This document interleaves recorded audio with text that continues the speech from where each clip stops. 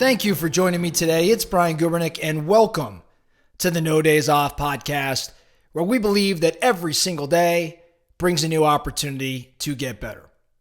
Let's get into it. Today, I want to talk about money. I want to talk about wealth. Specifically, we're going to be talking about tax savings by prepaying expenses in this tax year. So here we are. It is the last month of 2023. Okay. And given that we're in the last month, this is also the last opportunity that we have to create tax savings, right? To take certain action steps now that benefit us with respect to our total income and the expenses that are then reduced, and then the taxes that we would pay on that adjusted income.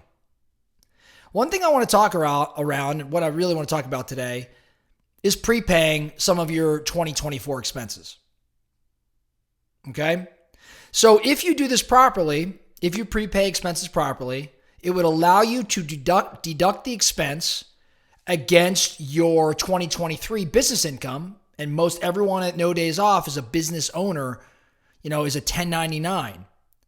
So you can deduct the expense against your 2023 income, even though the benefit of the expense may not be had until 2024. So in doing so, your 2023 income will be reduced, and therefore your 2023 tax bill is decreased. So let me give you an example. Let's make believe you own a real estate team. And your real estate team, we'll call it ABC Real Estate Team. And this team is paying, let's say, $750 a month for some sort of lead generation system, something that's going to create new business.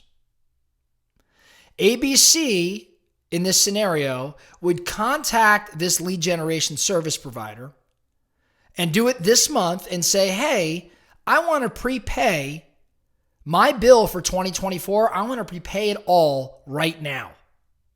So $750 by 12 months, what is that? $9,000. So ABC team would say to this service provider, I want to pay you $9,000 right now for my 2024 bill. Now, recognize the vendor loves this idea because not only are they capturing new cash flow months in advance, but they're also locking in ABC as a client, at least for all of next year, because ABC is unlikely to go anywhere else if in fact they've prepaid for the entire year. Making a switch would be costly for them. So ABC in this scenario pays out $9,000 in 2023 and now has created a $9,000 expense in 2023. So if ABC or its owner has a 30% tax rate, let's just say, that means we've effectively saved $2,700 on 2023 taxes just by prepaying. Now, in this example, if I was the owner of ABC, not only would I be prepaying if I had the cash to do so, but I would aim to negotiate a discount with the lead generation service vendor I just discussed. Because I'm prepaying, I'm giving them money well in advance for an entire year, I would look to negotiate a discount. Many vendors in business, forget about real estate industry, just across the board, most vendors are going to give you some sort of break. Most vendors are going to incentivize you if you're willing to prepay that far in advance. They'll offer 5% or more. And obviously the size of the expense and the length of the prepayment will drive this discount, but 5%. So if I went back to this vendor and they were going to give me a 5% break on that $9,000, what does that come out to? That's another 5% off of that. So say I save $450. I mean, it's meaningful. What if I could get it to 15%? Right? That's a good chunk of change. So 15%, let's say I'm able to now pay $7,650 instead of the $9,000 because I'm paying a year in advance and I got that 15% discount. I not only get the tax deduction in 2023, but I also get substantial savings on the service.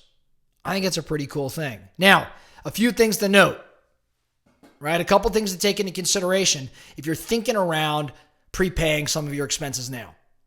Prepaying expenses will only make sense if you actually have the free cash available to do so. This is really, really important to consider. It is not worth the savings and prepaying an expense if it's going to potentially put you in some sort of cash crunch at any point in 2024. So if you've built, a good amount of reserves and you've funded various projects and you've got money on hand to do what you need to do in 2024, then prepaying some expenses might be a great strategy. But do not put stress on your money just because it saves you a couple dollars today in terms of taxes or even a discount. The next thing I want to make note of, check out the 12-month rule. Google 12-month rule IRS. Under the IRS 12-month rule, the rule states that a taxpayer can deduct a prepaid expense in the current year if the rights or benefits for the taxpayer do not extend beyond the earlier of 12 months after the benefit begins or the end of the tax year after the tax year in which payment is made. So let me explain. You pay something in December, that benefit cannot extend, December 2023, that benefit cannot extend beyond 2024. This is really important because you may have a certain expense that actually covers more than 12 months. Let's say, for example, you've got a 2-year lease and you're like, you know what? I want to prepay that entire 2-year lease now. I've got some money sitting around. That'd be a great, tax break for me. Well, you can't pay the entire amount up front. You'd only be able to deduct, or you can pay it, but you're only going to be able to deduct 12 months worth of expense given this rule. Make sense? So get familiar with the 12-month rule. The last thing I want you to do is prepay for an expense that you can't deduct. Now, next thing I want to mention, keep in mind that when you're pulling forward an expense in the current tax year, you're actually removing that expense for the following tax year. So as a result, your adjusted gross income next year will be higher since you've now removed a deduction that would otherwise be had against it. You pulled it forward to 2023 as opposed to having it in 2024. Of course, you'd offset this increase next year by continuing this prepayment practice in future years, if it actually makes financial sense to do so. So just keep that in mind. You're removing an expense from next year, but so you're going to have to keep rolling this process, or this practice, I should say, forward to get the true benefit. The second to last thing I want to share with you around this, I think it's important. I am not your CPA. I know this is super obvious, but please know I'm sharing this information based on my own personal experience and what I do. What works for me may not be right or applicable for you. So talk to your CPA before making any of these moves. One thing, in conclusion, that we should be thinking around prepaying expenses. It's generally only going to work if you're operating on a cash basis. If you're on an accrual basis of accounting, expenses of treatment are far different. Now, most real estate teams, most small businesses leverage a cash basis system. So I'm going to guess most of us will be just fine, but you want to check in with your advisor.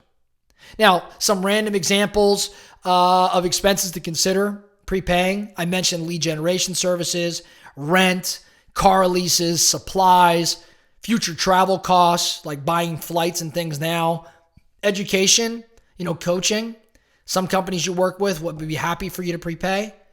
Insurance, property taxes, if in fact you can do that in some scenarios. You want to take a look at all of these things to see if in fact you can take advantage of prepayment. The focusing question then, based on all of this, would be, what expenses that I just listed, or what other expenses do you have in your business that you really should consider prepaying before year end? Guys, we're playing this sport of business, this game of business. Creating more cash flow, creating more income is the name of the game.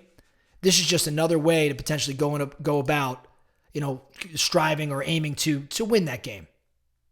That's all we have for you today. The No Days Off podcast. Thank you so much for listening. And remember, every single day brings a new opportunity to get better. So let's get after it.